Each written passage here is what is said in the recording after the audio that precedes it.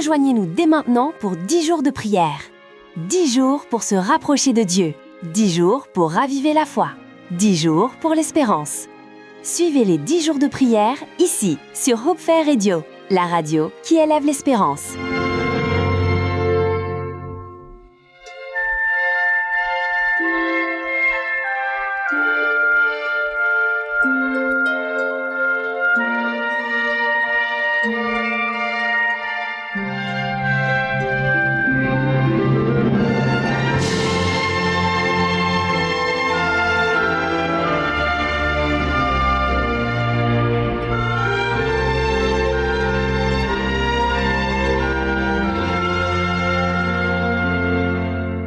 Chers auditeurs, bienvenue sur Hope Fair Radio, la radio qui élève l'espérance et qui unit les cœurs autour de Jésus-Christ.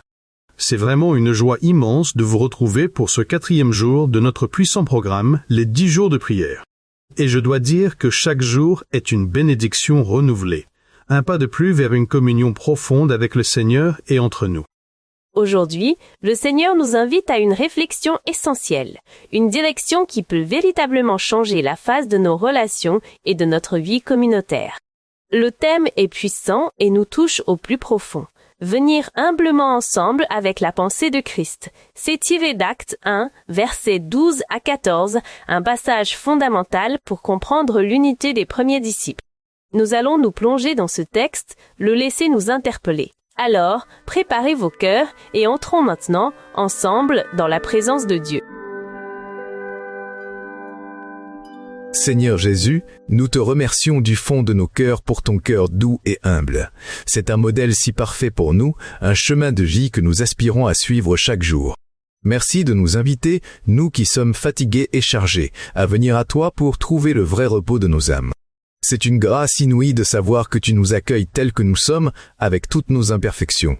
Nous t'adorons, Père, nous t'adorons pour ta grandeur, ta bonté et ta miséricorde infinie. Amen. Amen. C'est tellement vrai. Ce repos que seul Jésus peut donner, il vient de cette humilité. Lorsque nous déposons nos fardeaux, nos égos, nos prétentions, c'est là que sa paix inonde nos cœurs. Merci Seigneur de nous montrer le chemin de la véritable force, celle qui se trouve dans la douceur. Nous te sommes infiniment reconnaissants pour ta présence constante dans nos vies.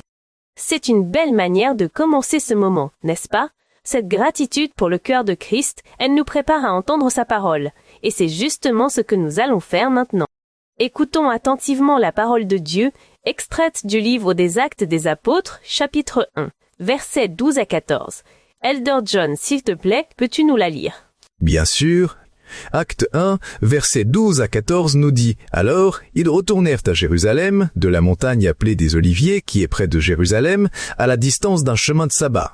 Quand ils furent arrivés, ils montèrent dans la chambre haute où ils se tenaient d'ordinaire. C'étaient Pierre, Jean, Jacques, André, Philippe, Thomas, Barthélemy, Matthieu, Jacques, fils d'Alphée, Simon le Zélote et Jude, fils de Jacques. Tous persévéraient d'un commun accord dans la prière, avec les femmes, et Marie, mère de Jésus, et avec les frères de Jésus. » C'est un passage tellement évocateur, n'est-ce pas? On imagine ses disciples, avec Marie et d'autres croyants, réunis dans cette chambre haute, et ce qui me frappe, c'est cette phrase « Tous persévéraient d'un commun accord dans la prière ». En fait, qu'est-ce que cela signifie concrètement d'un commun accord? C'est une excellente question, et cela nous amène directement au cœur de notre sujet d'aujourd'hui. Avant de plonger plus profondément dans la méditation, le Seigneur nous invite à un temps de confession et d'humilité. Prenons quelques instants, précieux instants en silence. Demandons à Dieu, dans le secret de nos cœurs, de nous montrer là où l'orgueil, les blessures du passé, ou même des jugements parfois inconscients, ont pu faire obstacle, empêcher cette unité si chère à son cœur. Ou est-ce que nous nous sommes écartés de cette pensée de Christ?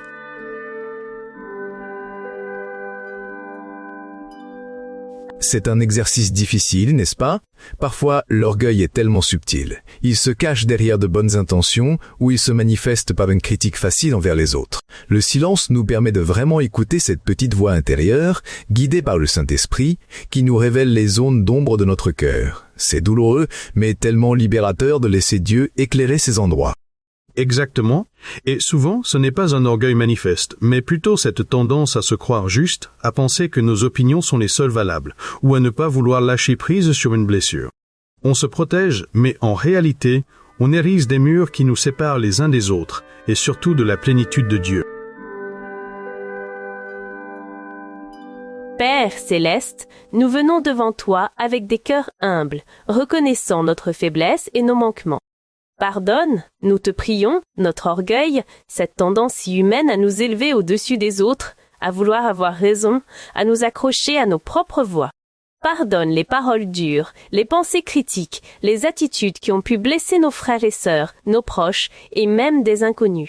Nous confessons que nous avons tous péché et que nous avons désespérément besoin de ta grâce, de ton pardon qui restaure et guérit. Donne-nous, Seigneur, un cœur humble, doux et miséricordieux, à l'image parfaite de celui de Jésus-Christ. Lave-nous de toute iniquité et purifie nos intentions. Amen. Amen, Seigneur. C'est un cri du cœur que nous faisons tous ensemble, et après avoir confessé, nous avons besoin de cette puissance qui transforme, n'est-ce pas? Oui, absolument. Saint-Esprit, nous te demandons de venir, de descendre sur chacun de nous, dans nos foyers et dans nos églises, là où nous nous trouvons. Viens transformer nos cœurs, briser les murs d'égoïsme et d'individualisme que nous avons parfois construits. Apprends-nous à penser comme Christ, à voir les autres avec ses yeux d'amour et de compassion, à ne pas nous juger les uns les autres, mais à nous soutenir mutuellement. Enseigne-nous à aimer comme Christ, d'un amour désintéressé, sacrificiel, qui cherche le bien de l'autre avant le sien propre. Et guide-nous, Saint-Esprit, à marcher ensemble dans l'unité, une unité véritable, profonde, enracinée en Christ. Que notre témoignage collectif glorifie ton nom. Amen. Oui, Saint-Esprit, viens, que cette prière soit notre aspiration la plus profonde. Et c'est en ayant cette prière en tête que nous pouvons méditer sur ce passage d'Actes. Rappelez-vous, dans cette chambre haute, les disciples étaient loin d'être parfaits. Ils venaient de milieux différents, avaient des personnalités fortes, parfois conflictuelles. Ils avaient eu leur querelle sur qui serait le plus grand. Pourtant, à ce moment précis, ils étaient unis. Ils ont mis de côté leurs différences, leur désir de supériorité, toutes ces choses qui nous séparent si souvent pour chercher ensemble la volonté de Dieu. La Bible nous le rappelle si clairement dans Philippiens 2, comme 5. Ayez en vous la pensée qui était en Jésus-Christ. C'est la clé, vraiment. L'unité, la véritable unité, ne peut pas exister sans l'humilité. C'est le fondement. Sans cette humilité, chaque petite divergence d'opinion, chaque blessure passée, chaque jugement, peut devenir un gouffre entre nous. C'est tellement vrai, Elder Henry.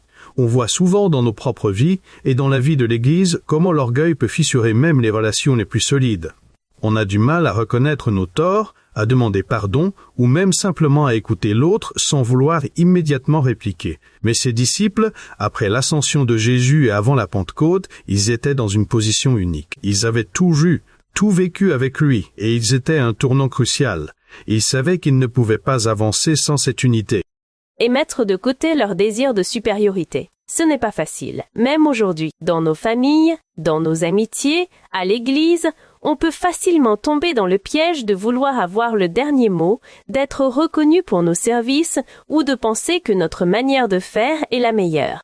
Mais la pensée de Christ, c'est de s'abaisser, de servir, de laver les pieds de l'autre, peu importe son statut. C'est une révolution culturelle, même pour nos chrétiens.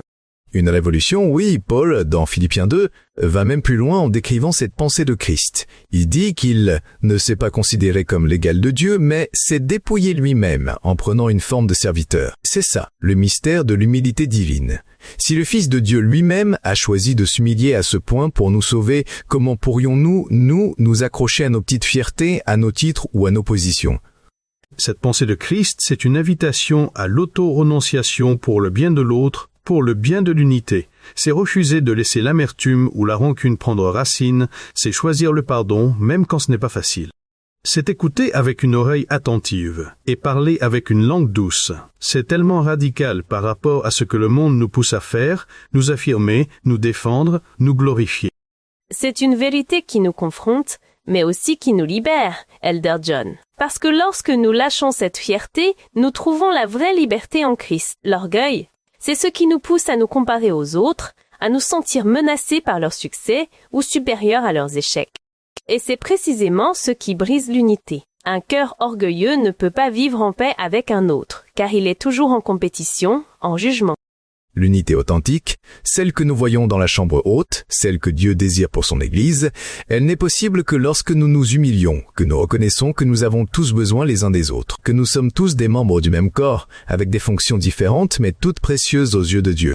Il n'y a pas de plus grand ou de moins grand dans le royaume, seulement des serviteurs. J'ai dû apprendre ça à mes dépens, vous savez.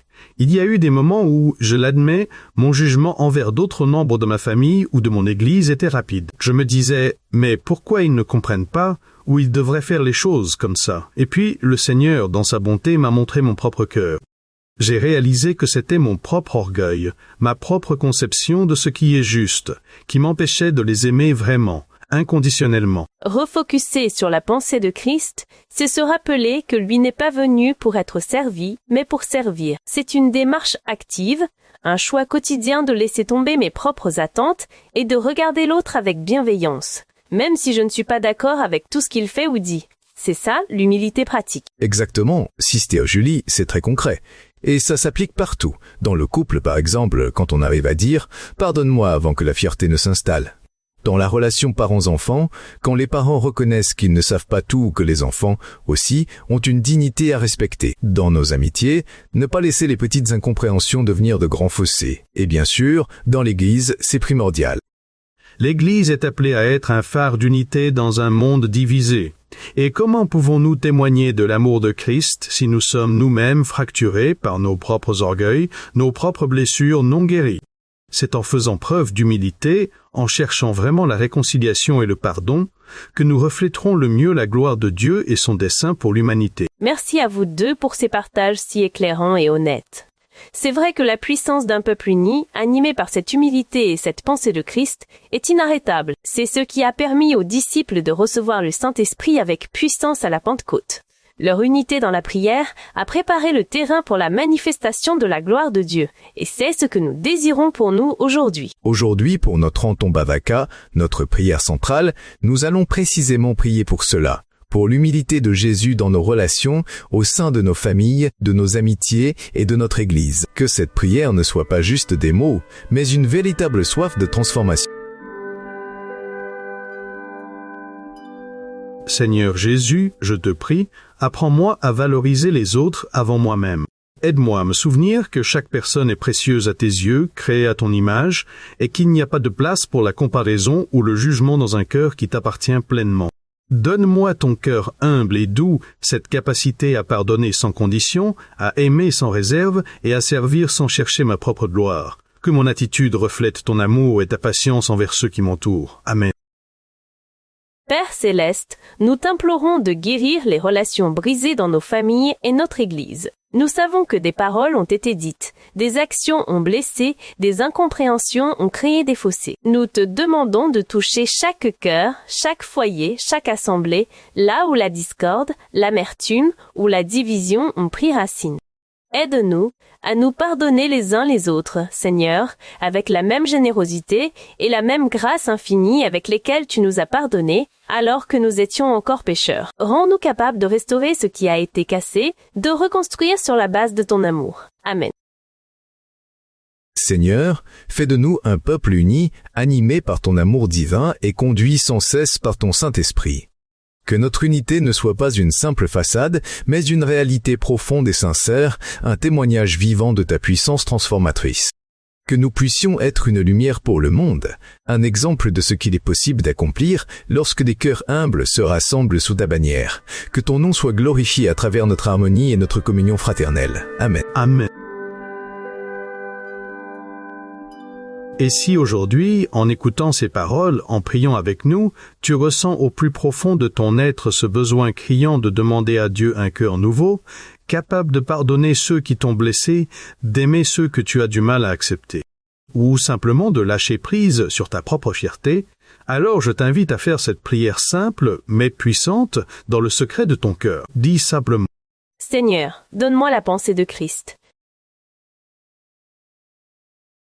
Laisse-le transformer ta vie, tes relations. C'est une prière que Dieu se plaît à exaucer parce qu'elle est alignée avec son cœur et sa volonté parfaite pour toi et pour son Église. Et pour que cette prière porte encore plus de fruits, nous avons un défi pour les prochaines 24 heures. C'est une invitation à l'action concrète. Premièrement, demande à Dieu spécifiquement quelle personne dans ta vie a besoin de ton amour, de ton respect ou peut-être même de ton pardon. Sois attentif à la réponse du Saint-Esprit, il est fidèle pour nous guider. Et deuxièmement, une fois que Dieu te l'aura révélé, fais un pas concret, aussi petit soit-il, guidé par le Saint-Esprit. Cela peut être un mot gentil, un appel, une visite ou simplement une prière fervente pour cette personne. Ne sous-estime jamais le pouvoir d'un acte d'humilité et d'amour. Et enfin, pour te préparer au jour 5, je t'invite à lire et à méditer sur Acte 1, 1 Cor 4, 5. Cela nous préparera à la suite de notre parcours. Chers auditeurs, merci d'avoir suivi ce jour 4 des 10 jours de prière sur Hope Faith Radio. Nous sommes si reconnaissants de votre fidélité et de votre soif de grandir en Christ. C'est une bénédiction de partager ces moments avec vous. Que Dieu vous accorde une humilité renouvelée, une paix profonde qui surpasse toute compréhension et une unité qui reflète le cœur de Jésus dans toutes vos relations. Continuez à chercher sa face, à marcher humblement avec lui et les uns avec les autres. Nous nous réjouissons déjà de vous retrouver très bientôt pour le jour 5, alors que nous poursuivons notre voyage spirituel ensemble. D'ici là, restez connectés, restez bénis. Ici Hope Faith Radio, la radio qui élève l'espérance et unit les cœurs dans l'amour de Christ. À très bientôt.